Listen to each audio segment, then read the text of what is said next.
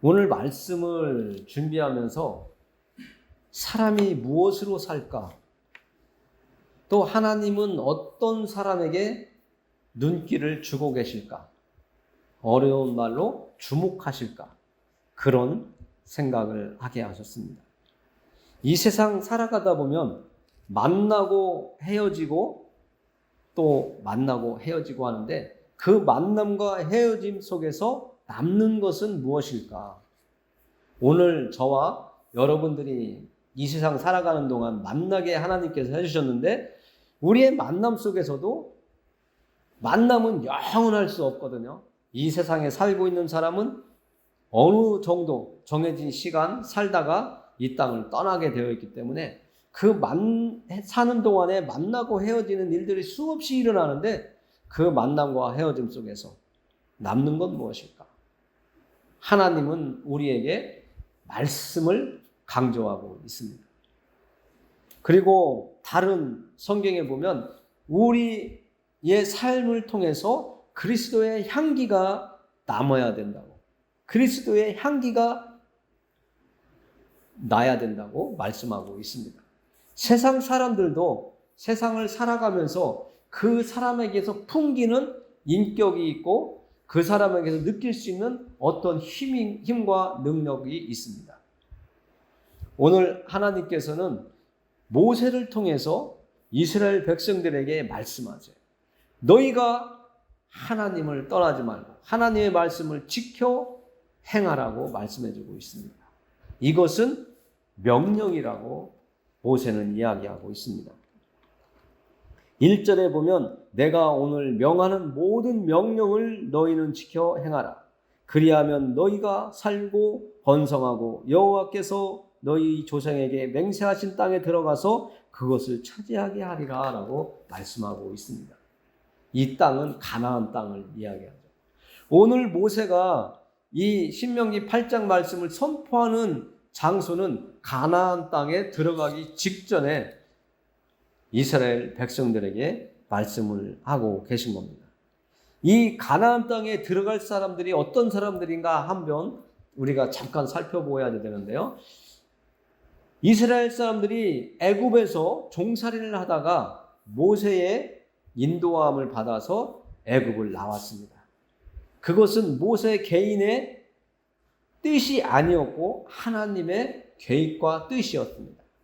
그래서 모세를 애굽 땅에서 40년 동안 교육을 받게 하시고 또 미디안이라고 하는 그 광야에서 40년 동안 이스라엘 백성들을 이끌어 낼 수 있도록 인도자의 역할을 할 수 있는 지도자의 자리에 설 수 있도록 하시기 위해서 하나님은 그를 훈련시키셨습니다. 그 훈련은 매우 힘들고 어려웠고 혹독한 훈련이었습니다. 그리고 두려움도 있었고요. 또 때로는 사망이란 죽음이라는 그 두려움 속 앞에서 정말 떨는 순간도 있었습니다. 그러나 모세는 하나님의 뜻에 의해서 40년 궁에서 공부하고 준비한 그것을 또 광야의 삶을 위해서 또 하나님은 40년 동안 모세를 교육한 다음에 애굽 왕에게 보냈습니다. 그때에 모세가 이스라엘 백성들을 이끌어서 광야길 40년이라는 그 길을 이제 마치는 종점에서 이스라엘 백성들이 가나안 땅에 들어가게 되는데 애굽에서 나온 사람들은 다 죽었어요. 지금 모세와 여호수아와 갈렙만 살아남았는데 모세도 가나안 땅에 들어가지 못하고 죽습니다.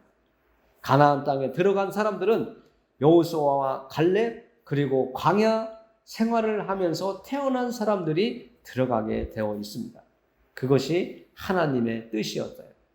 이스라엘 백성들이 다 들어갈 수 있었는데 그들이 가나안 땅을 탐지하고 와서 10명은 부정적인 말을 모세 앞에서 했고 2명은 하나님의 그 주시는 믿음의 눈으로 말씀을 했습니다.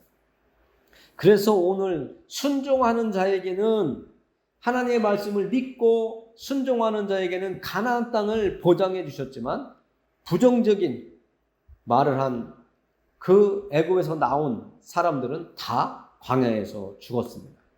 그것은 하나님이 그들에게 말씀하신 대로 이루어졌습니다. 그리고 지금 모세의 말을 듣는 사람들은 여호수아와 갈렙 그리고 광야에서 태어난 사람들만 들을 수 있는 겁니다. 이 광야에서 태어난 사람들에게 모세가 말을 하는 거예요. 정말 너희들이 광야를 40년 돌면서 너희들이 하나님의 역사를 보고 느끼고 경험을 했는데 너희가 경험한 그 하나님을 잘 섬기며 가나안 땅에 들어가서 살아야 된다라고 이야기하는 겁니다. 이 말씀의 요지는 정말 이 땅을 살아가는 우리들에게도 아주 중요합니다. 지금 안정적인 삶을 이 땅에서 살아가고 있지만 우리가 광야길을 걸어가고 있는 것과 똑같습니다. 하나님의 말씀 안에 온전히 섰을 때에는 광야를 통과한 것이지만 내가 아직 하나님이 믿어지지 아니하고 하나님의 말씀이 믿어졌다 안 믿어졌다, 하나님의 말씀을 따라서 살다가 때로는 내 의지대로 사는 이런 것은 아직 광야길입니다. 아직까지도 우리는 하나님의 나라에 들어가기 전까지 훈련을 받는 광야의 삶을 살아가고 있다는 것이죠. 그래서 1절에 보면 이들이 하나님의 말씀을 순종하는가 안 하는가를 보고 있습니다. 하나님의 말씀은 명령이기 때문에 우리와 합의를 본다던가 우리의 동의를 얻는다던가 이런 것이 아니라는 것을 우리는 알아야 됩니다. 예를 들어서 젊은 청년이 군대에 갔는데 명령을 하면 아니 내 생각과 아니더라도 해야지 되는 것이 군대인 것처럼 우리는 하나님의 군대에 들어온 사람들입니다. 하나님의 군대에 입대한 사람들이에요. 내가 예수님을 믿기로 한 이유로는 하나님의 군대의 군인이에요. 그래서 하나님이 말씀하시면 그 말씀을 내가 받아들이고 순종을 하는 겁니다. 이유되지 않고 하나님의 뜻에 의해서 순종하는 것이 우리의 삶인 것을 오늘 모세는 말씀하고 있습니다. 그래서 모세가 광야길에서 태어난 사람들과 여호수아와 갈렙에게 강력하게 말씀하고 있는 거예요. 내가 말하는 것은 내 이야기가 아니고 하나님의 명령이라고 말씀을 하고 있는 것입니다. 그리고 2절에 보면 또 이렇게 이야기하고 있습니다. 네 하나님 여호와께서 이 40년 동안에 네게 광야길을 걷게 하신 것을 기억하라. 이는 너를 낮추시며 너를 시험하사 네 마음이 어떠한지 그 명령을 지키지 않는지 알려 하심이라. 하나님은 모세를 통해서 계속 강조를 하시는 거예요. 너희 조상들이 광야 40년 동안 어떠한 삶을 살았는지, 어떠한 하나님의 은혜를, 하나님의 인도하심을 보았는지, 경험했는지 너희들은 기억하라는 거예요. 그러니까 우리도 과거에 우리의 부모님을 생각해 보면 우리 부모님이 나를 키우기 위해서 어떻게 나에게 행하셨는지, 그 부모님들의 삶이 어떠했는지를 우리는 생각해 보면 하나님의 마음을 조금 더 이해하기가 쉽습니다. 나를 조금이라도 온전케, 안전하게, 떳떳하게 이 세상 반듯하게 살아갈 수 있는 사회인으로 설 수 있도록 도우려고 부모님은 무진장 애를 썼습니다. 본인들은 쓰지도 못하고 자식이 달라면 대주고 도와주고 누구랑 부딪히면 가서 해결하고 굽신거리고 죄송하다고 자식 대신에 굽신굽신하면서 용서를 비는 우리의 부모님들이셨습니다. 오늘 하나님은 모세에게 이스라엘 백성들이 깨달을 수 있도록 과거를 회상하면서 하나님의 은혜를 생각할 수 있도록 지난날 40년 동안 광야길을 걸어온 것을 기억하게 하고 계신 것입니다. 예수님, 하나님께서 그 애굽을 나와가지고 홍해를 건너고 또 쓴물이 있을 때에 그 쓴물을 단물로 바꿔주는 역사, 그 광야길을 가다 보니 물이 없어서 목말라 다 죽겠다고 원망과 불평을 할 때에 바위에서 물을 내시며 또 고기가 없다고 투덜댈 때에는 메추라기를 보내주시고, 새벽에는 매일같이 40년 동안 광야길을 걷는 동안 하나님께서 만나를 내려주셔서 그들이 먹고 마시고 살아가는데 부족함이 없도록 공급해 주신 것을 기억하라고 하는 겁니다. 우리도 지난날 우리의 삶을 바라보면서 내 힘과 내 능력과 내 의지로 살아온 것 같았지만, 내가 하나님의 말씀을 듣다 보니까 그것이 하나님의 은혜였다는 것을 우리는 알아가게 되는 것입니다. 이 알아가는 것은 내가 그냥 학교에서 공부를 지식으로 무조건 머릿속에 암기하는 것처럼 갖는 것이 아는 것이 아니라, 내가 하나님을 만나고 부딪히고 그 만남 속에서 말씀 속에서 만나면서 그렇구나 하고 깨달으면서 내 마음에 자리 잡고 그 말씀이 인정되고 그 말씀을 내가 시인하고 그 말씀대로 살아가고 그 말씀을 내가 깨달을 때 감사할 수 있는 그런 마음의 변화가 일어날 때 우리는 하나님을 조금씩 알아간다고 하는 겁니다. 내가 진정으로 우리 아버지와 어머니의 마음을 알 수 있는 것은 내가 자식을 낳았을 때, 내가 그 자식을 키우면서 우리 아버지 어머니도 이렇게 하셨겠구나, 이런 마음으로 나를 키우시고 나에게 필요를 채워주셨겠구나 하는 것을 깨닫게 되잖아요. 하나님은 부모님에게 하나님의 그 모습을 주셨어요. 그래서 우리의 부모님을 바라보면서 하나님을 알아갈 수 있도록 하나님은 그래서 우리에게 부모님을 주신 것입니다.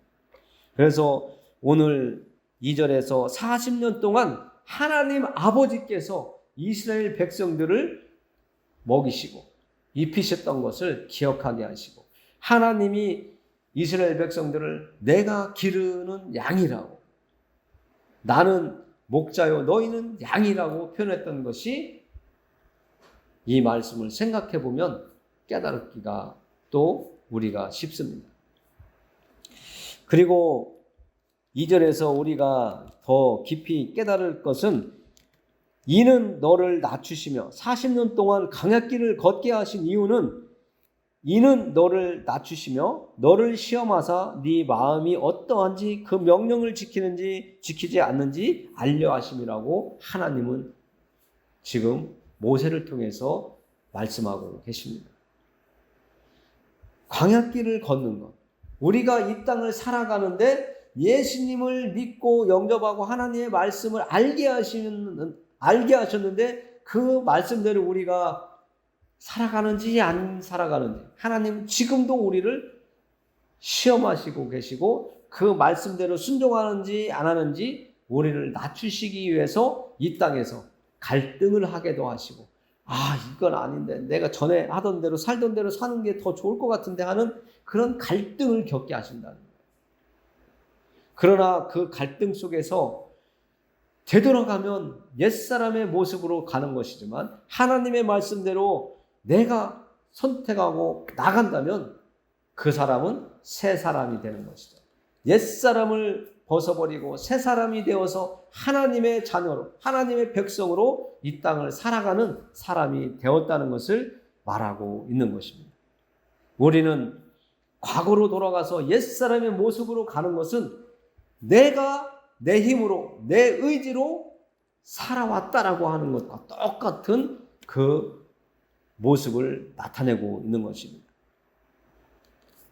광야길을 가는데 하나님이 구름을 주셔서 그 구름이 움직이면 이스라엘 백성들이 움직이고, 구름이 멈추면 이스라엘 백성들이 움직였던 그 40년의 삶을 이스라엘 백성들에게 기억하게 하셨는데, 그것은 이스라엘 백성들이 내 마음대로 가고 싶으면 가고 서고 싶으면 서는 것이 아니라, 하나님께서 보내주신 그 구름 기둥이 떠오르면 출발하고, 밤에 하나님께서 주는 불 기둥이 앞으로 나아가면 이스라엘 백성들이 나아가는, 하나님이 가라 하면 가시고 서라 하면 섰던 그 40년을 되돌아보면서 내 의지대로, 내 생각대로, 내 능력으로 살아가는 것이 아니라 하나님의 뜻에 의해서 내가 살아가는 것이 하나님 말씀에 순종하는 것이라고 하는 것을 알게 하시고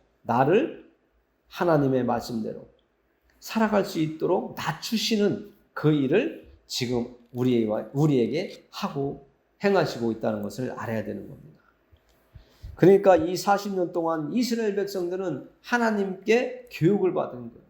겸손하고 낮아지는 교육을 받은 거고, 우리는 이 예배의 시간을 통해서 또 말씀을 읽는 시간을 통해서 기도하는 시간을 통해서 하나님 앞에서 낮아지고 내 의지대로 내 중심대로 살아가는 우리의 인생이 아니라 하나님을 따라가는, 하나님의 말씀에 순종하며 살아가는 그 모습이, 하나님 말씀에 순종하는 그 명령을 따르는 모습이 우리에게 요구된다는 것을 말씀하시고, 그것이 겸손한 자, 자기를 낮추는 자, 나 중심이 아니라 하나님 말씀 중심으로 살아가는 것이라는 것을 깨달을 수가 있는 것입니다.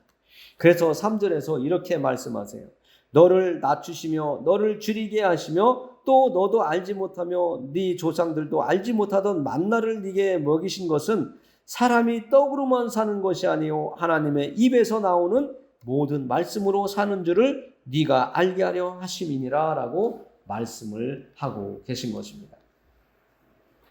우리의 주인은 내가 아니라는 것을 지금 말씀하고 계신 겁니다.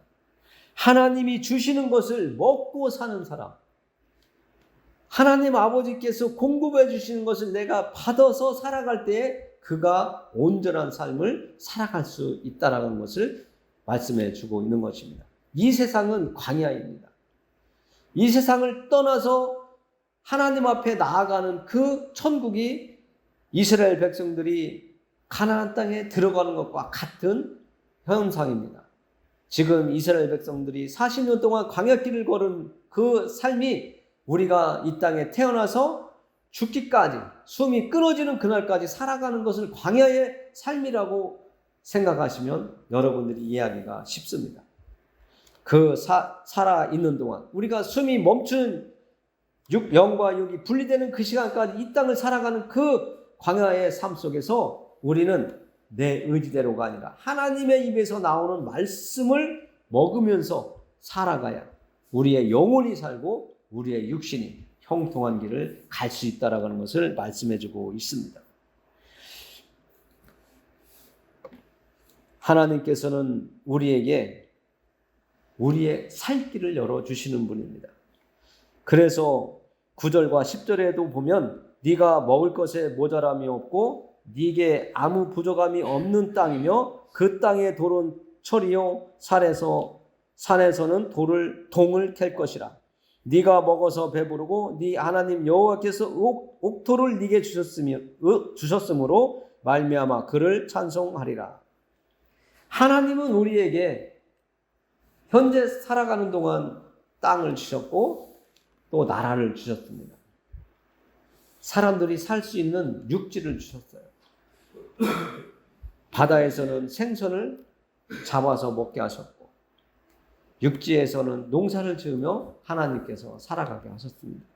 이것이 하나님께서 우리에게 베풀어 주신 것이라고 말씀해 주고 있는 것입니다.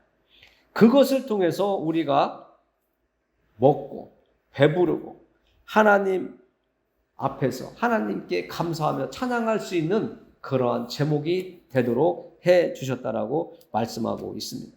10절 마지막에 그를 찬송하리라라고 하신 이 말씀처럼 우리는 이 땅에서 땅을 일구며 씨를 뿌리고 하나님께서 내려주시는 비를 맞으며 또 공기와 햇볕을 맞으며 자랐던 그 곡식들을 통해서 우리가 먹고 배부르게 해주신 것은 하나님의 공급하심이고 하나님의 은혜인 것을 우리는 늘 감사하면서 살아야 될 것을 말씀해 주셨습니다. 우리가 살아있는 동안, 살아가는 동안, 남은 인생 동안 하나님께 감사하는 그러한 믿음의 길을 가시기를 원합니다. 기도합니다. 무엇과도 바꿀 수 없는 하나님의 공급하심 앞에서 저희들이 겸손해지고 낮아지고 하나님께 감사하며 살아갈 수 있도록 하나님 우리를 도우시옵소서. 이 땅에 태어나서 예수 그리스도를 영접함으로 광야길을 걸어가야 될 우리의 인생에 하나님께서 하나님의 손을 내미셔서 우리의 손을 붙잡아 인도하여 주시옵소서. 내 힘과 능력으로 사는 것이 아니라 하나님께서 베풀어 주신 은혜 속에서 살아가야, 하나님의 말씀 안에서 살아가야, 예수 그리스도 안에서 살아가야 함을 오늘 깨닫게 해주셨사오니 하나님, 우리가 하나님에 대해서 정확하게 알고 믿음의 길을 갈 수 있도록 도와주시옵소서. 하나님의 은혜가 오늘 예배 자리에 나온 사람들과 또 이 교회에 나와서 하나님께 예배드리는 모든 이들 위해 임하기를 원하오며 예수님의 이름으로 기도했습니다. 아멘.